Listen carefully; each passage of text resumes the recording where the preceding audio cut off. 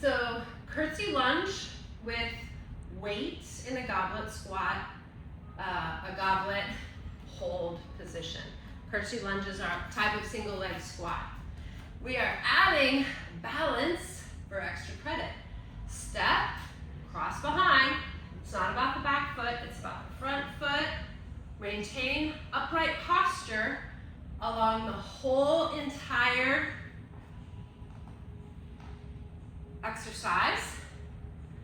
Being very careful that we don't cheat by escaping our hip to the side or to the back and just bringing our chest down. The whole trunk has to come down. And then we are doing another exercise. Lunge. We are doing lunges, and we possibly have 2 weights because we've just done farmer's carry. And we lunge, big step, drop down.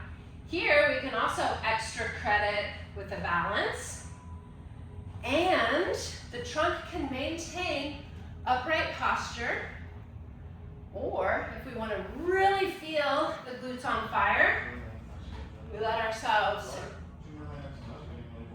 hinge the pelvis only forward so that the whole trunk is on an angle.